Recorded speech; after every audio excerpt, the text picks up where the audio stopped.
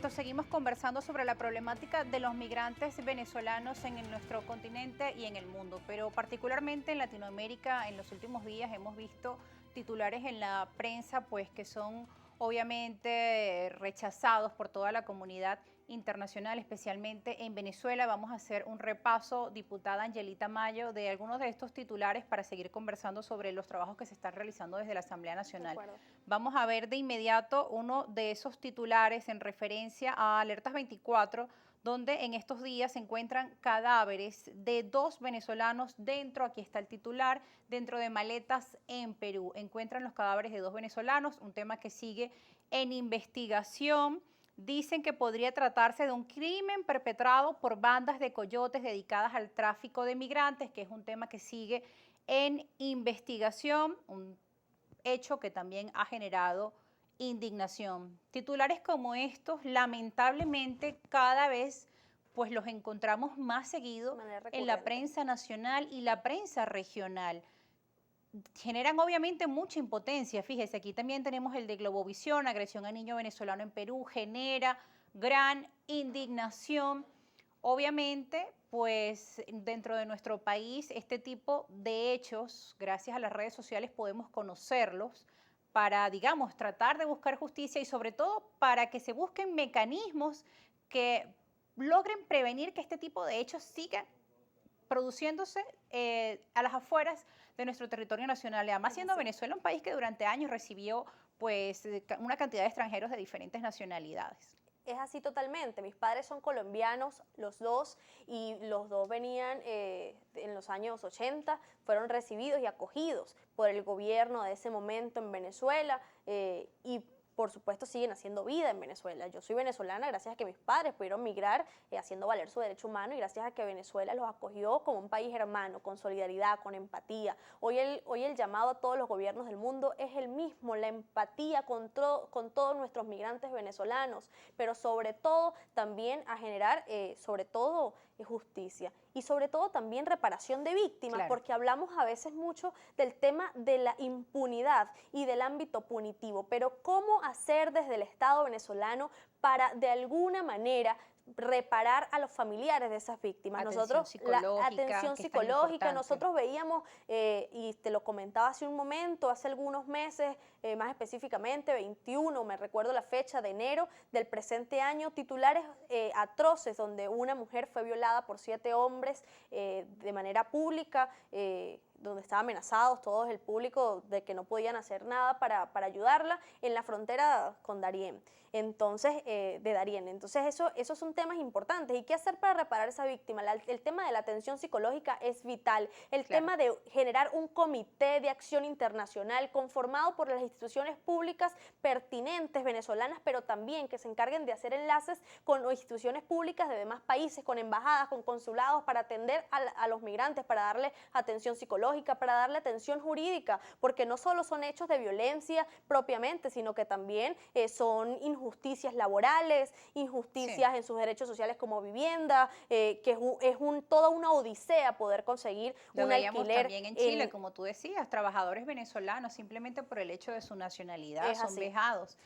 Fíjese, diputada, vamos también a ver cuáles han sido las respuestas en este caso del fiscal general de la República, Tarek William Saab, en referencia al tema del pequeño niño venezolano. Lo tenemos acá, no a la xenofobia. Ayer remitió oficio a Pablo Sánchez Velarde, fiscal general de Perú, por el grave hecho de xenofobia cometido contra el niño venezolano por parte de un compañero de clases quien lo golpeó fuertemente, generándole un derrame cerebral y esguince cervical. Esta es la respuesta también de la Fiscalía en paralelo a lo que se está trabajando desde la Asamblea Nacional.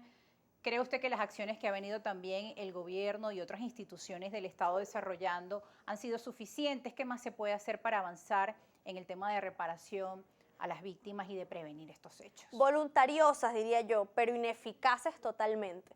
Hoy no contamos con la reparación real de las víctimas, pero tampoco contamos con un comité de acción internacional o una institución que atienda directamente y de manera efectiva a los migrantes venezolanos en todo el mundo y especialmente en Latinoamérica. Nosotros proponíamos en la Asamblea Nacional la semana pasada la creación de este comité internacional conformado por las instituciones públicas pertinentes de Venezuela, haciendo enlace con las instituciones públicas de otros países, pero también hay temas importantes, como es el tema de la ratificación del convenio de toda Sudamérica para la convalidación de títulos universitarios de nuestros jóvenes. Hoy nuestros jóvenes no tienen la posibilidad de tener un empleo digno en su profesión porque no les convalidan los títulos y estudios realizados Todos en esos Venezuela. trámites dicen Esos trámites, denuncias que son una pesadilla, nos llegan pasaporte, es sí, decir, todos los trámites. permisos migratorios. Entonces, ¿cuál es nuestro deber? Nosotros intentar facilitar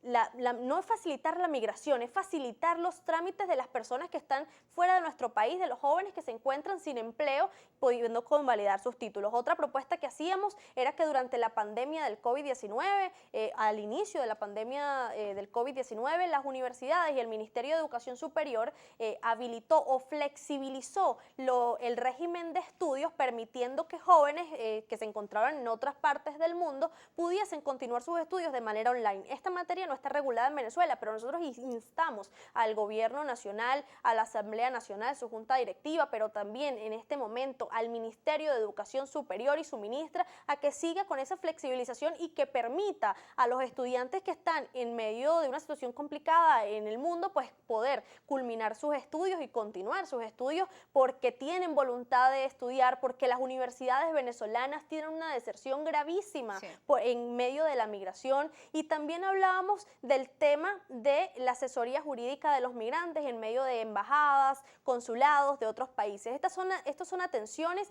que quizás no reparan por completo el daño, pero yo sé que muchos de los migrantes y muchos de los familiares de los migrantes pues los van a agradecer. El tema de la repatriación de cuerpos, que importante, que no ha tenido una tantos hechos por violencia o por distintas causas de venezolanos que mueren y fallecen en distintas situaciones en el exterior y no pueden sus familiares despedirse del cuerpo, tener cerca para poder ir al cementerio. Es decir, nosotros creemos que tenemos que hacer una política efectiva de reparación de víctimas y entre ellos la repatriación de cuerpos. Diputada, ya para finalizar, usted que además es joven, ¿qué le diría pues a otros venezolanos jóvenes que se han ido al exterior a buscar una mejor situación, pero que digamos, hay algunos que les ha ido muy bien, hay otros que no, pero muchos acá en Venezuela dicen, ¿para qué se van del país si van a sufrir xenofobia, si no les está yendo muy bien? Es decir, ¿cuál sería su mensaje para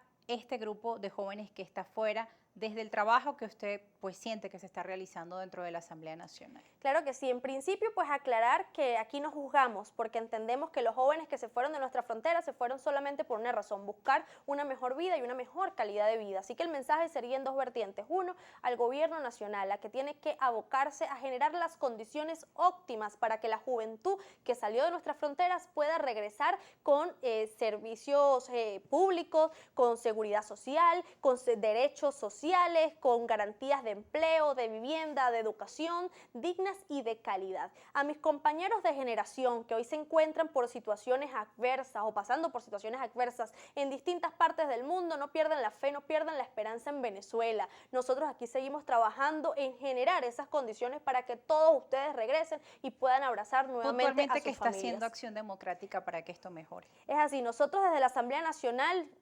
activamos de manera frecuente en la comisión especial esta de la creación de los migrantes, pero además nos hacemos de manera permanente foros y recomendaciones al gobierno nacional, que es quien tiene la potestad en este momento de conducir al Estado venezolano para que pueda generar las condiciones óptimas y hacer que, por supuesto, nuestros migrantes regresen. Pero en preciso, a nuestros migrantes venezolanos no pierdan la fe, no pierdan la esperanza, porque yo sé que en Venezuela volveremos a vivir mejor. Muchas gracias, diputada, por estar con nosotros y darnos su visión y su mirada.